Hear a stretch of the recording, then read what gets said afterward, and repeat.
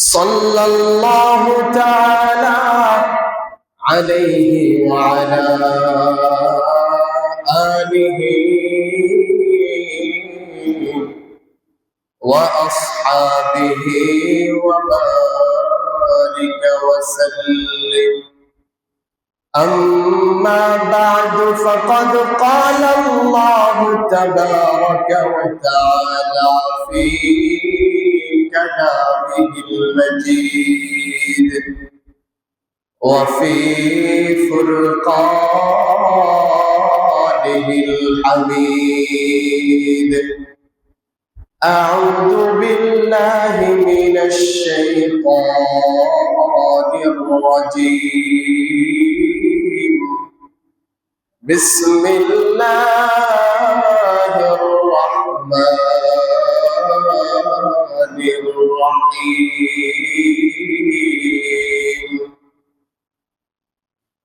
وحرمنا عليه المراضع من قبل فقالت هل أدلكم على أهل بيت يكفلونه لكم وهم له ناصحون. فرددناه إلى أمه كي تقر عينها ولا تحزن ولتعلم أن وعد الله حق ولكن أكثرهم لا يعلمون. وقال رسول الله صلى الله عليه وسلم نعمتان مغبون كثير فيها من الناس الصحة والفراغ أو كما قال النبي عليه الصلاة والسلام. साहिल से लगा दे मेरा भी सफीना देखो मैं शौक से मक्का मदीना बलगल उला बिकमालिही कशफत दुजा बिजमालिही हसनत जमीअ ख़िसालिही सल्लु अलैहि व आलिही। रहे मेरा मस्कन हवाले काबा बने मेरा मदफन दियारे मदीना बलगल उला बिकमालिही कशफत दुजा बिजमालिही हसनत जमीअ ख़िसालिही सल्लु अलैहि व आलिही। সকলে মুহাম্মদের সাথে একবার দরুদ ইব্রাহিম পাঠ করি। আল্লাহুম্মা সাল্লি আলা মুহাম্মাদিন ওয়া আলা আলি মুহাম্মাদ كما صليت على إبراهيم وعلى آل إبراهيم إنك إنك حميد مجيد اللهم بارك على محمد وعلى آل محمد كما باركت على إبراهيم وعلى آل إبراهيم إنك حميد مجيد سبحانك لا علم لنا إلا ما علمتنا إنك أنت العليم الحكيم سبحانك لا علم لنا إلا ما علمتنا إنك أنت العليم الحكيم معزز محترم উপস্থিত সম্মানিত মুসল্লি সাহেবান, সর্বপ্রথম শুকর আদায় করছি মহান মালিকের দরবারে, যিনি আমাদেরকে দুনিয়াবি ফিতনা ফাসাদ থেকে ফারেক করে অবসর করে সুস্থতার মতো মহান দৌলত দান করে আজকে পবিত্র শুক্রবার আল্লাহ সুবহানাহু ওয়া তাআলা পবিত্র হুকুম জুমার নামাজ আদায়ের লক্ষ্যে রবের সবচাইতে দুনিয়ার বুকে সবচাইতে উত্তম ঘরে, পবিত্র ঘরে মসজিদে আসার বসার, দিনই কিছু কথা বলার শোনার তৌফিক দান করেছেন। এজন্য সকলেই বলি আলহামদুলিল্লাহ। সম্মানিত হাজিরিন, শুক্রবার জুমাবার আল্লাহ সুবহানাহু ওয়া তাআলার পক্ষ থেকে মহান হুকুম জুমার নামাজ আদায় করা। জুমার নামাজ কোনো ব্যক্তি যদি ঠিকঠাক মতো ভাবে, যেভাবে রাসূলুল্লাহ সাল্লাল্লাহু আলাইহি ওয়াসাল্লামের সুন্নাহ রয়েছে, ওইভাবে যদি কোনো মুসলমান আদায় করে, এর ফজিলত অনেক, যা অসংখ্য হাদিসের দ্বারা প্রমাণিত। আল্লাহ রাসূল সাল্লাল্লাহু আলাইহি ওয়াসাল্লামের থেকে একটি হাদিস আছে, যার বাংলা অনুবাদটা এরকম যে শুক্রবারে যে সমস্ত মুসল্লিয়ান, যে সমস্ত মুমিন মুসলমান জুমার নামাজ আদায় করতে আসে, মুসল্লিরা, এই মুসল্লিরা মূলত তিন ভাগে বিভক্ত। কয় ভাগে বিভক্ত বলেন? জুমার দিনের মুসল্লিরা কয় ভাগে বিভক্ত? তিন ভাগে বিভক্ত। এক নাম্বার, কিছু মুসল্লি আছে যারা সারা সপ্তাহে তেমন ইবাদত বন্দেগী করে না, জুমার দিনটাকেও সেরকম ভাবে মূল্যায়ন করে না, এটাকে খামখেয়ালি করে, এটাকে হেলাই খেলাই নষ্ট করে।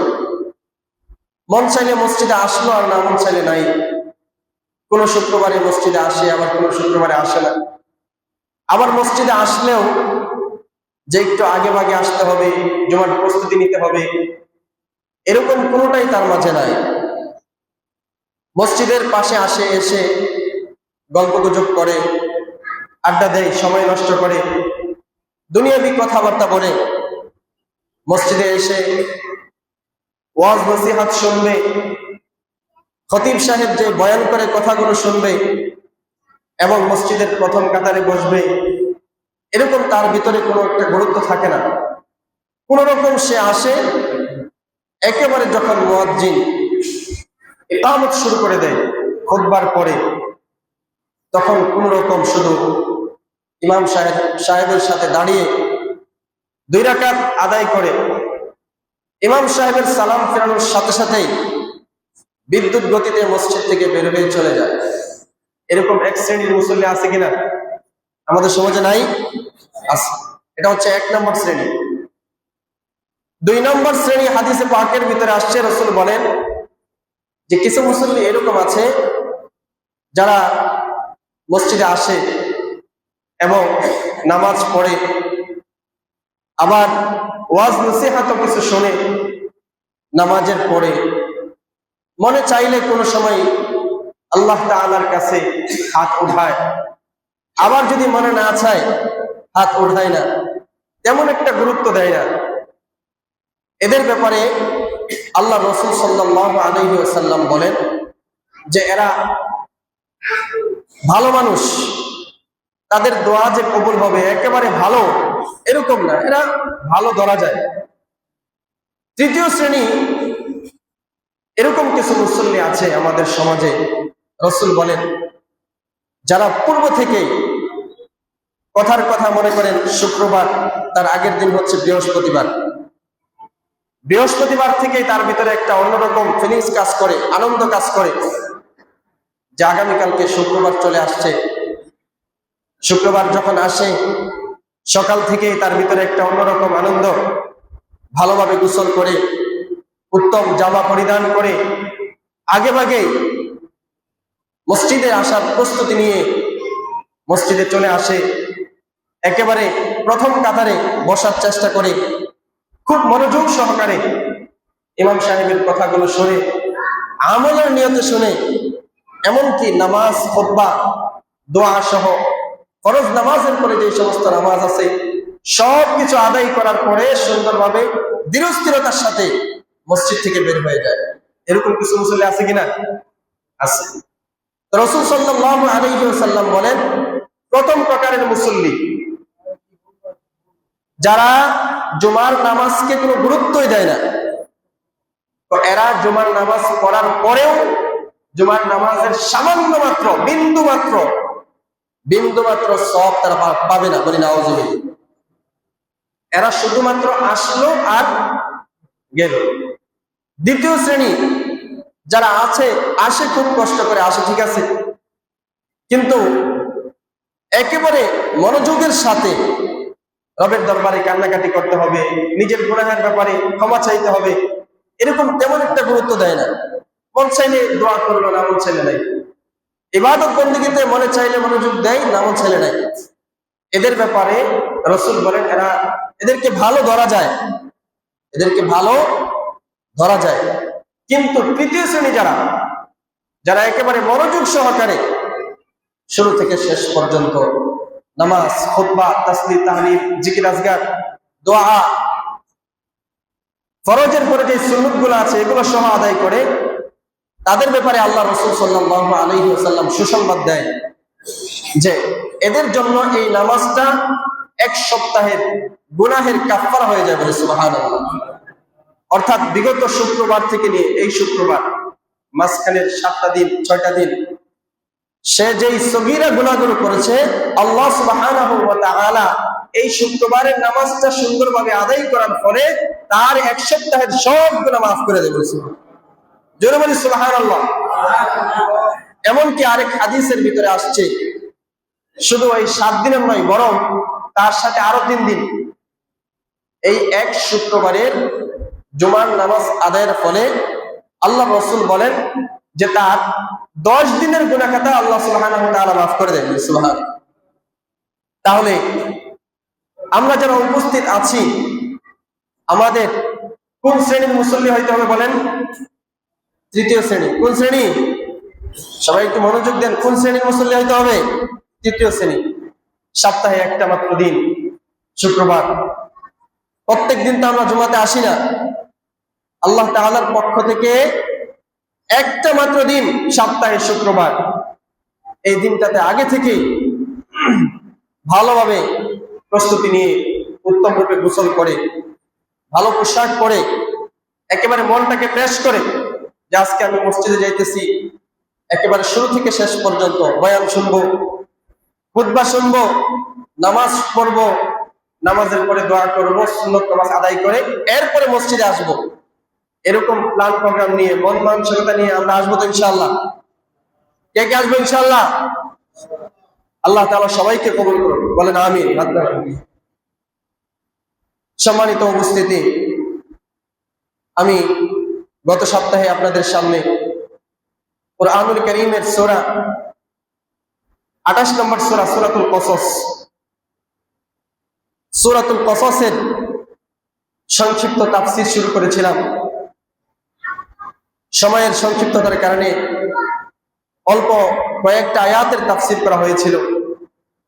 সেই ধারাবাহিকতায় ইনশাআল্লাহ আজকেও ইনশাআল্লাহ সূরাতুল কসসের তাফসীর হবে।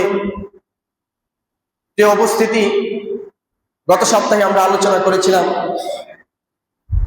হযরত মুসা আলাইহিস সালাতু ওয়াস সালাম, আল্লাহ তাআলা ওনাকে দুনিয়াতে পাঠাইলেন। দুনিয়াতে পাঠানোর পরে উনি ওনার মায়ের গড়ে লালিত পালিত হইতেছিলেন। ফিরআউনের খোঁজ পাওয়ার আগ পর্যন্ত, ফিরআউনের বাহিনীর কাছে খবর যাওয়ার আগ পর্যন্ত, সর্বশেষ যখন ফিরআউনের বাহিনীর আশঙ্কা, খোঁজ পাওয়ার আশঙ্কা যখন ওনার মনে উদয় হইল, তখন তিনি তিনার এই ছোট্ট মুসাকে তার মা একটি সুন্দরের ভিতরে ভরে, কাঠের একটি বক্সের ভিতরে ভরে নীল নদে ভাসিয়ে দিলেন। মুসা আলাইহিস সালাতু ওয়াস সালামের এই বক্সটি নদীর ভাসতে ভাসতে ভাসতে ভাসতে ফিরআউনের রাজপ্রাসাদের পাশেই, ফিরআউন তার স্ত্রী আসিয়াকে নিয়ে যেখানে আনন্দ ফুর্তি করত, সময় কাটাইতো, ওই জায়গায় সময় কাটাইতেছিলেন। মুসা আলাইহিস সালাতু ওয়াস সালাম যে বক্সে ছিলেন, ওই বক্সটা ভাসতে ভাসতে একেবারে তাদের সেই বসার স্থানে গিয়ে এটা থামলো। মুসা আলাইহিস সালাতু ওয়াস সালামের এই বক্সটাকে ফিরআউনের বাহিনী দেখে ফেললো। দেখার পরে বক্স নিয়ে যাওয়া হইল, প্রাসাদে নিয়ে যাওয়া হইল। বক্স খোলার পরে যখন তারা দেখলো একেবারে ছোট্ট একটা বাচ্চা, মাসুম, একেবারে ছোট 7-8 মাসের বাচ্চা, ফুটফুটে সুন্দর, দেখতে খুবই চমৎকার। এমন বাচ্চা দেখার সাথে সাথে চোখ জুড়িয়ে যায়। বাচ্চা দেখার পরে ফিরআউনের যারা উজির নাজির ছিল, সভাসদ বৃন্দ যারা ছিল, মন্ত্রী পরিষদ যারা ছিল, তারা বিভিন্ন ধরনের মন্তব্য করতেছিল যে, হে ফিরআউন, এই বাচ্চার হাতেই তোমার এই রাজত্বের অবসান ঘটবে, তোমার রাজত্ব ধ্বংস হবে। কিন্তু তখন উপস্থিত ছিলেন ফিরআউনের স্ত্রী আসিয়া। ফিরআউনের স্ত্রী আসিয়ার ভিতরে আল্লাহ সুবহানাহু ওয়া তাআলা মুসা আলাইহিস সালাতু ওয়াস সালামের প্রতি যে মহব্বত, ভালোবাসা ঢেলে দিয়েছিলেন, তার বদৌলতেই আসিয়া মুসা আলাইহিস সালাতু ওয়াস সালামের পক্ষ হয়ে তাদের সাথে একাই লড়েছিল এবং যুক্তি দায়ের করেছিল। তারা যে সমস্ত যুক্তি ফিরআউনের সামনে তুলে ধরত, এই যুক্তিকে খণ্ডন করেছিল আসিয়া, যার বদৌলতে ফিরআউন রাজি হয়েছিল যে মুসাকে আমরা লালন পালন করব, আমাদের ছেলে হিসাবে গ্রহণ করব, অথবা সে আমাদের নয়ন জোড়াবে, আমরা এটাকে লালন পালন করব। পরবর্তীতে মুসা আলাইহিস সালাতু ওয়াস সালাম যখন কান্না শুরু করে দিলেন, গত সপ্তাহে বলেছিলাম যে দীর্ঘ 8 মাস পর্যন্ত মুসা আলাইহিস সালাতু ওয়াস সালাম কান্না করেন নাই। কিন্তু যখন ফিরআউনের রাজমহলে ওনাকে নেওয়া হইল, নেওয়ার পরেই যখন কথোপকথন চলতেছিল, ওনাকে নিয়ে তাল্লাশি চলতেছিল, তখনই মুসা আলাইহিস সালাতু ওয়াস সালাম এমন জোরে কান্না শুরু করলেন যে এই কান্না থামার মতো না। সবাই পেরেশান, রাজ দরবারের লোকজন সবাই পেরেশান, এই কান্না কিভাবে থামাবে। ফিরআউন হুকুম জারি করলো, রাজ দরবারে যত মহিলা আছে যারা দুধ পান করায়, সবাইকে ডেকে নিয়ে আসো। সবাইকে ডেকে নিয়ে আসলো। একের পরে এক মুসা আলাইহিস সালাতু ওয়াস সালামকে স্তনদানকারিণী মহিলাদের কোলে তুলে দেওয়া হইল। সবাই চেষ্টা করলো মুসা আলাইহিস সালাতু ওয়াস সালামকে দুধ পান করানোর জন্য, সবাই চেষ্টা করলো, সব মহিলারা। কিন্তু মুসা আলাইহিস সালাতু ওয়াস সালাম কোন মহিলার দুধ মুখে নিলেন না। বলি সুবহানাল্লাহ। এটা কার পক্ষ থেকে? আল্লাহ সুবহানাহু ওয়া তাআলার পক্ষ থেকে। আল্লাহ তাআলা বলেন, ওয়া হাররামনা আলাইহিল মারাদিআ من قبل فقالت هل أدلكم على أهل بيتي يكفلونه وهم له ناصحون আল্লাহ তাআলা বলেন ওয়াহাররামনা আলাইহিল মারাদিআ, আমি স্তন দানকারিণী সকল মহিলাদের জন্য মুসা আলাইহিস সালাতু ওয়াস সালাম মহিলাদের স্তন পান করবে, এটা পূর্ব থেকে মুসা আলাইহিস সালাতু ওয়াস সালামের জন্য হারাম করে দিয়েছি। আল্লাহ তাআলা আগে থেকেই মুসা আলাইহিস সালাতু ওয়াস সালামের জন্য হারাম করে দিয়েছিলেন। ফাকালা হাল আদুল্লুকুম আলা আহলি বাইতি ইয়াকফুলুনাহু ওয়া হুম লাহু নাসিহুন, আপনারা জানেন মুসা আলাইহিস সালাতু ওয়াস সালামের বোন নাম ছিল মারইয়াম, যাকে মুসা আলাইহিস সালাতু ওয়াস সালামের মা পূর্ব থেকেই যখন মুসা আলাইহিস সালাতু ওয়াস সালামের বক্সটাকে সমুদ্রে নিক্ষেপ করা হয়েছিল, ওই সময় থেকে নিয়েই তার বোনকে বলেছিল, হে মারিয়াম, এই মুসার বক্সটা কোন দিকে যায় তুমি খেয়াল রাখবে। وقالت لأخته قصي فبصرت به عن جنب وهم لا يشعرون, এমন ভাবে খেয়াল রাখবে যাতে করে ফেরাউনের বাহিনী তোমাকে দেখতে না পায়। মুসা আলাইহিস সালাতু ওয়াস সালামের বোন সমুদ্রের কিনারা গেছে মুসা আলাইহিস সালাতু ওয়াস সালামের বক্সটা কোন দিকে যাইতেছে খেয়াল রাখতেছিল। এক পর্যায়ে যখন মুসা আলাইহিস সালাতু ওয়াস সালামের বক্সটাকে ফেরাউনের প্রাসাদে নিয়ে যাওয়া হইল, বক্সটা খোলা হইল, ওই সময় পর্যন্ত মুসা আলাইহিস সালাতু ওয়াস সালামের বোন সেখানে উপস্থিত, কিন্তু কোনো কথা বলে না, সবাই যার যার মতো কথা বলতেছে। সর্বশেষ যখন মুসা আলাইহিস সালাতু ওয়াস সালামের কান্না কোনোভাবেই বন্ধ হয় না, ওই মুহূর্তে তার বোন জবান খুললো, কথা বলা শুরু করলো। কি কথা বললো? যে হ্যাঁ শোনো, আমি তোমাদেরকে এমন একজন মহিলার সংবাদ দিতে পারি, এমন একজন মহিলার ঠিকানা বলে দিতে পারি, যেই মহিলাটা আসলে এই শিশু তার স্তন গ্রহণ করবে এবং ওই মহিলাটা এই শিশুর জন্য মঙ্গলকারী হবে বলে সুবহানাল্লাহ।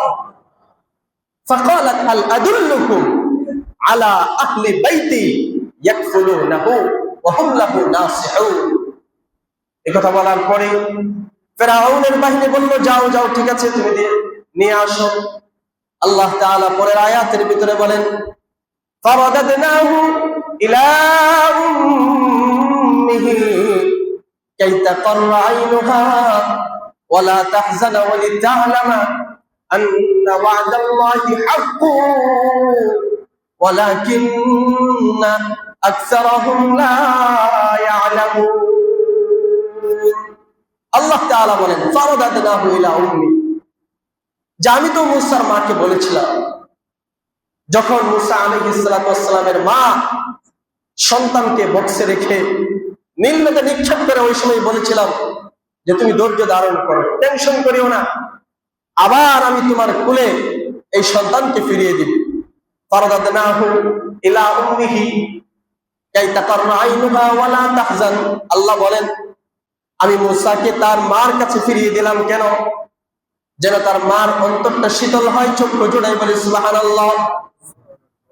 ওয়া লিতা'লামা আন্না ওয়া'দাল্লাহি হাক্কুন ওয়ালাকিন্না আকসারাহুম লা ইয়া'লামুন, এবং যাতে করে মুসা আলাইহিস সালাতু ওয়াস সালামের মা জানতে পারে, একথা বিশ্বাস করতে পারে, ইন্না ওয়া'দাল্লাহি হক, আল্লাহ তাআলার ওয়াদা সত্য। আল্লাহ তাআলার ওয়াদা কি বলেন?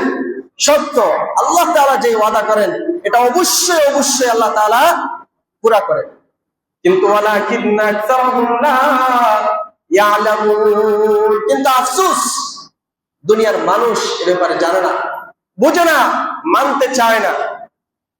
কত হাদিস, কত কোরআনের অসংখ্য এরকম আয়াত আছে আল্লাহর পক্ষ থেকে ওয়াদা, কিন্তু আমরা এগুলো শুনি না।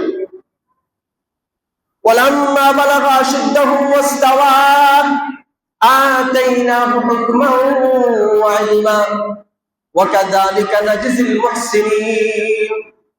এরপরে মুসা আলাইহিস সালাতু ওয়াস সালামের মাকে তার বোন গিয়ে খবর দিল।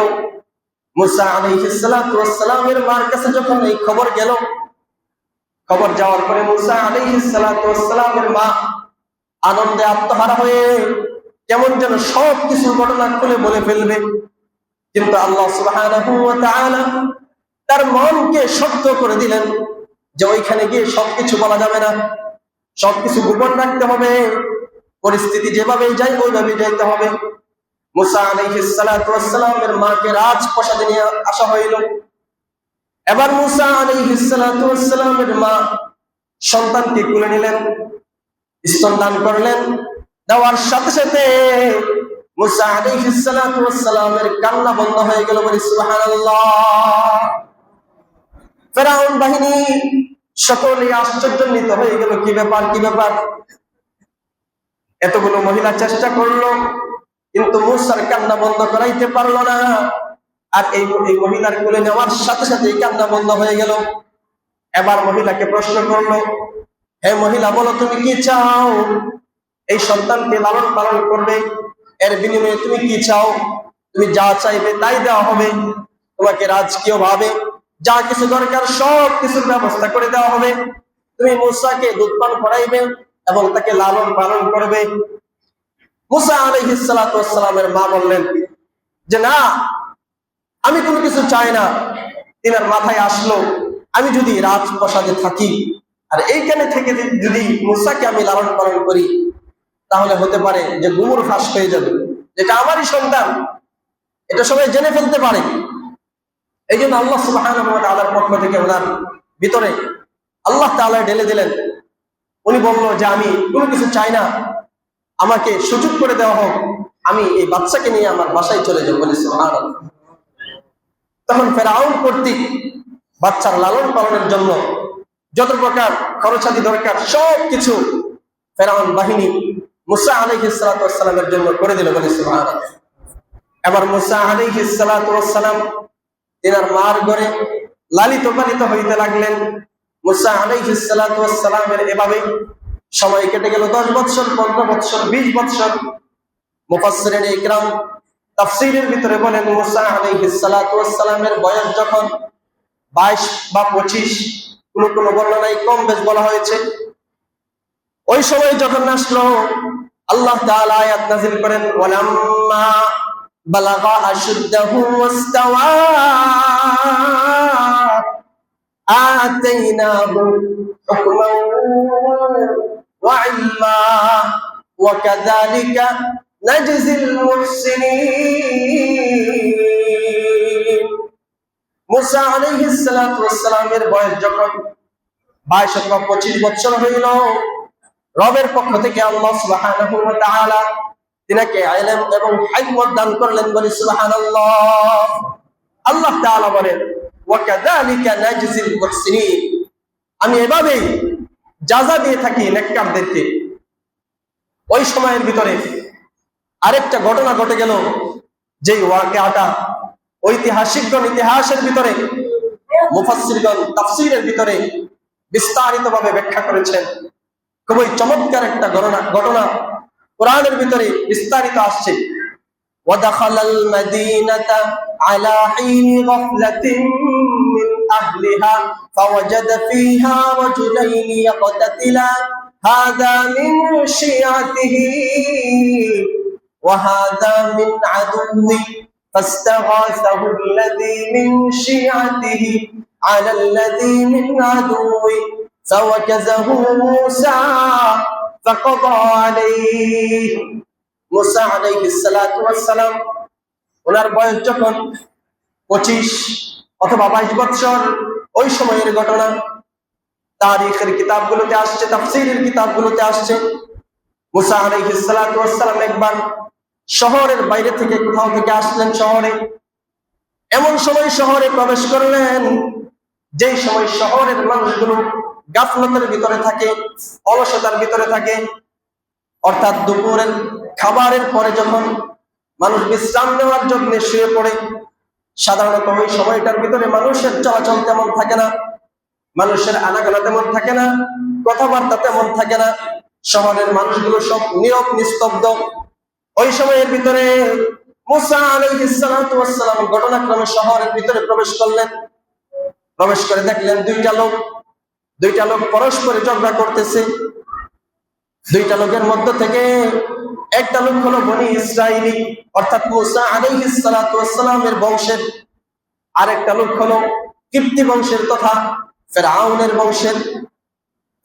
বংশের যেই লোক, সেই লোকটা মুসা আলাইহিস সালাতু ওয়াস সালামের বংশের লোকের সাথে ঝগড়া করতেছে। তুমুল ঝগড়া, লড়াই শুরু হয়ে গেছে।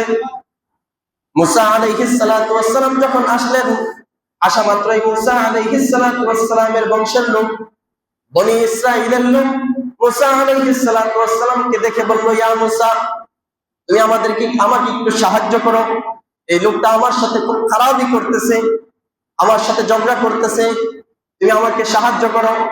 মুসা আলাইহিস সালাতু ওয়াস সালামের ভিতরে পূর্বে থেকেই জাতির প্রতি ওনার একটা অন্যরকম মহাব্বত ছিল, ভালোবাসা ছিল।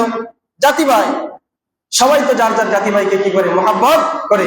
যেহেতু লোকটা ছিল বনি ইসরাইল, মুসা আলাইহিস সালাতু ওয়াস সালাম কথা শোনার পরে উনি ওই লোকটাকে জিজ্ঞাসা করলেন, শাসাইলেন, কেন ঝগড়া করতেছো, কারণ কি?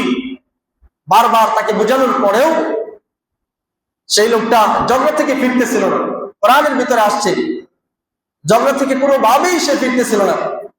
এক পর্যায়ে মুসা আলাইহিস সালাতু ওয়াস সালাম বাধ্য হয়ে তাকে একটা ঘুষি মারলেন। ঘুষি মারার সাথে সাথে কোরআনের ভিতরে আসছে, ফাওয়াকাযাহু মুসা ফাকাদা আলাইহি, এক ঘুষিতেই লোকটার ইন্তেকাল হয়ে গেল, মারা গেল, একটা ঘুষিতেই মারা গেল। ক্বালা হাযা মিন আমালিশ শাইতান ইন্নাহু আদুউম মুদিল্লুম মুবিন। মুসা আলাইহিস সালাতু ওয়াস সালাম অবাক যে আমি তো তাকে মারার জন্য ঘুষি দেইনি, হঠাৎ করে একটা ঘুষি মাত্র দিলাম, এতেই সে মারা গেল। কাজটা আমি কি করলাম? মিন আমালিশ শাইতান। মুসা আলাইহিস সালাম বলতে লাগলো, এই কাজটা তো শয়তানের কাজ হয়েছে। মানুষ হত্যা করা এটা কার কাজ বলেন? শয়তানের কাজ। ক্বালা হাযা মিন আমালিশ শাইতান ইন্নাহু আদুউম মুদিল্লুম মুবিন। শয়তান কিরকম? শয়তান তো আমাদের স্পষ্ট পথভ্রষ্টকারী, আমাদের ক্ষতিকারী শত্রু। ইন্নাহু আদুউম মুদিল্লুম মুবিন। যাই হোক, সর্বশেষ ওই লোকটা মারা গেল, কিন্তু কি কারণে মারা গেছে, কে হত্যা করছে, এই বিষয়গুলো সব গোপন। কারণ তখন মাত্র উপস্থিত ছিল মুসা আলাইহিস সালাতু ওয়াস সালাম এবং বনি ইসরাইলের ওই একটা লোক, যে ওই ব্যক্তির সাথে ঝগড়া করেছে। চতুর্থ কোনো ব্যক্তি সেখানে ছিল না। তাহলে একজন তো মারাই গেল, আর দুইজনের বিষয়টাকে দামা চাপা দিয়ে দিল। কেউ জানে না এই ঘটনাটা, কে মারছে, কেন মারছে, কেউ জানে না। ফিনিশ, ঘটনা ফিনিশ। পরের দিন অথবা দুই একদিন পরে মুসা আলাইহিস সালাতু ওয়াস সালাম আবার কোথাও যাইতেছিলেন, দেখলেন যে ওই লোকটা আগের দিন মুসা আলাইহিস সালাতু ওয়াস সালাম যাকে সাহায্য করেছিলেন, বনি ইসরাইলের লোক, ওই লোকটা আবার আরেকজনের সাথে ঝগড়া করতেছে। দ্বিতীয় দিন কি দেখলো? আবার আরেকজনের সাথে কি করতেছে? ঝগড়া করতেছে। মুসা আলাইহিস সালাতু ওয়াস সালাম দেখা বলতেছে, হ্যাঁ, তুমি আসলে একটা খারাপ লোক, তোমাকে আমি গতকালকে সাহায্য করে বড় ভুল করেছি, তুমি আসলেই বাজে লোক, তুমি প্রতিদিন এরকম মানুষের সাথে ঝগড়া করো, ওই দিন আমি তোমার ঝগড়া মীমাংসা করব। মুসা আলাইহিস সালাতু ওয়াস সালামকে দ্বিতীয় দিনও ওই লোকটা দেখা মাত্রই সাহায্য চেয়েছিল, কিন্তু প্রতি উত্তরে মুসা আলাইহিস সালাতু ওয়াস সালাম তাকে শাসাইতেছিলেন। শাসানোর এই অবস্থা দেখে, তাকে শাসানোর পরেও মুসা আলাইহিস সালাতু ওয়াস সালাম চাইতেছিলেন মুসার শত্রু বনি ইসরাইল, ওই লোকটার শত্রু যে কিপ্তি, যার সাথে ঝগড়া করতেছিল, ওই লোকটাকে মুসা আলাইহিস সালাতু ওয়াস সালাম সমাধান করবেন ঝগড়া, তার কাছে যাইতেছিল। এই অবস্থা দেখে বনি ইসরাইলি যেই লোকটা, মনে করেন বনি ইসরাইলের সাথে যেই লোকটা ঝগড়া করেছিল, মুসা আলাইহিস সালাতু ওয়াস সালামের উদ্দেশ্য ছিল তাকে কোনো কিছু করবে, একদম হাতটা কাছাইয়া রেডি, এই অবস্থা দেখে বনি ইসরাইলের লোকটা মনে করলো যে মুসা মনে হয় আজকে আমাকেই কি করবে, কথা বলেন না কেন, মেরে ফেলবে।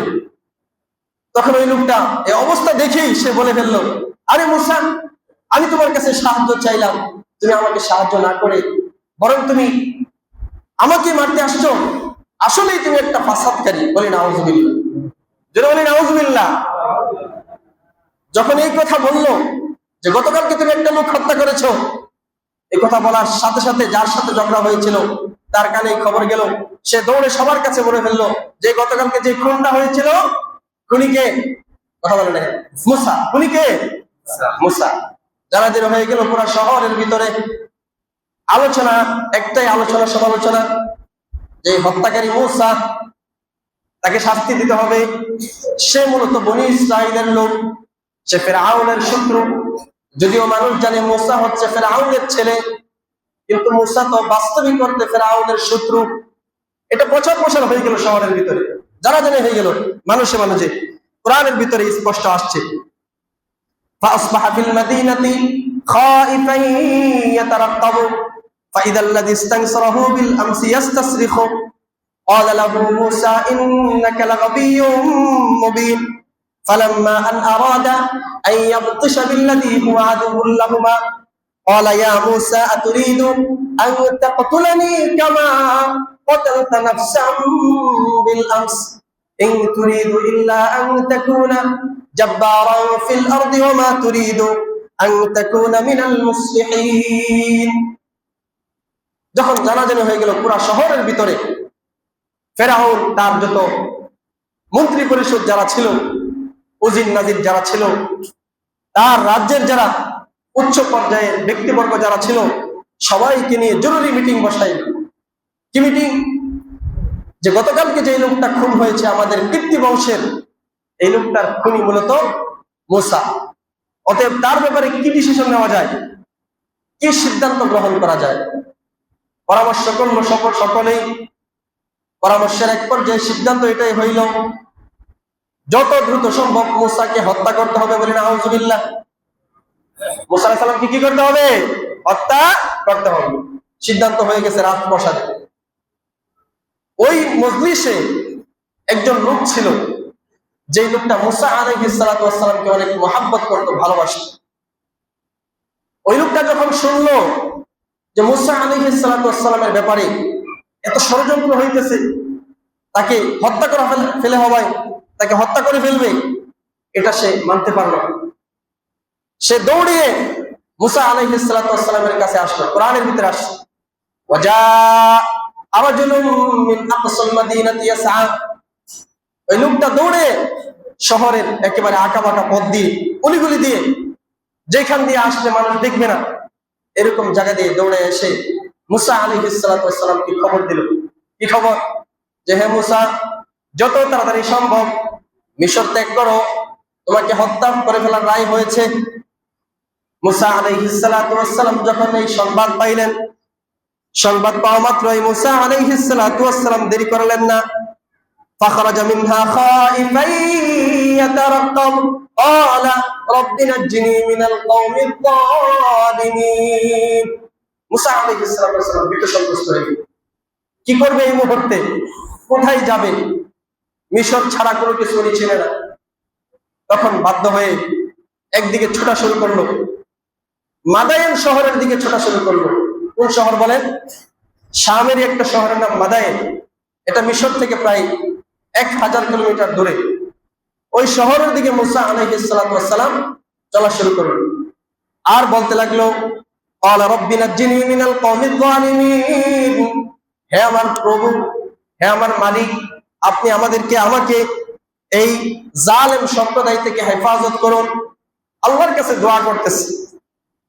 ওয়ালাম্মা তাওয়াজ্জাহা তিলকা আমাদিয়ানা ক্বালা আসা রাব্বি আন ইয়াহদিয়ানি সাওয়াআস সাবিল।